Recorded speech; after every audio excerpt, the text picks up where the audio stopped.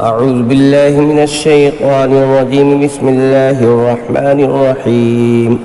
وقال قرينه هذا ما لدي عتيد ألقيا في جهنم كل كفار عنيد مناع للخير معتد مريب الذي جعل مع الله إلها آخر فألقياه في العذاب الشديد.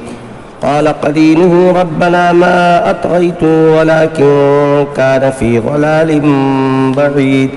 قال لا تختصموا لدي وقد قدمت إليكم بالوعيد. یہ سورہ قاف کی آیت نمبر 23 تا 28 ہے. ارشاد ربانی ہے اور اس کا ساتھی کہے گا کہ یہ ہے وہ اعمال نامہ جو میرے پاس تیار ہے.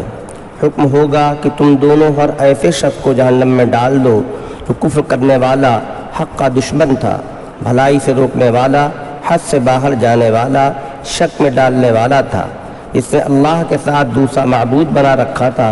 لہذا اب تم دونوں اس کو سخت عذاب میں ڈال دو.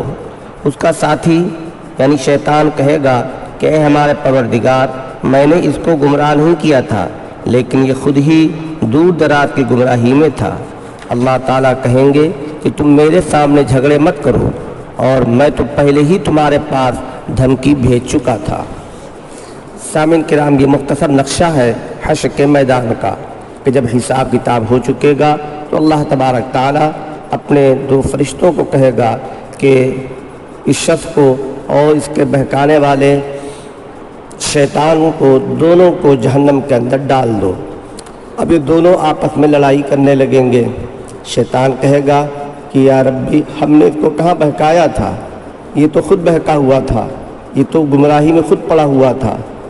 اللہ تبارک تعالیٰ کہیں گے کہ یہاں جھگڑا مت کرو، میں نے بات تو پہلے ہی پہنچا دی تھی کہ جو شخص اس شیطان کے کہنے میں آئے گا اس کا اور شیطان دونوں کا ٹھکانہ ایک ہوگا. اب جو شخص بہکا ہے تو اس نے اپنے دل میں جو اچھے خیالات آتے تھے ان پر لبیک نہیں کہا بلکہ شیطان کے وسوسات ان کے خیالات پر لبیک کہا. اور یہی حقیقت ہے کہ انسان کے سامنے دونوں راہیں سامنے رہتی ہیں. دل کے اندر اچھے برے دونوں خیالات آتے ہیں، حق باطل دونوں چیزیں دنیا کے اندر موجود ہیں. اب انسان کے اختیار ہے اس کا اپنا کہ وہ کس پر چلنا چاہتا ہے. اگر باطل پر چلنا چاہتا ہے، گمراہی کے راستے پر چلنا چاہتا ہے تو پھر اس کی سزا اس کو بھگتنی پڑے گی.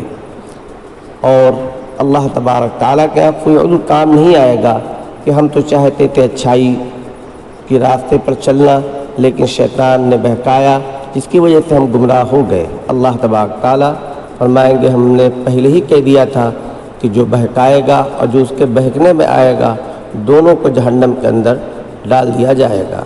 وآخر دعوانا الحمدللہ رب العالمین.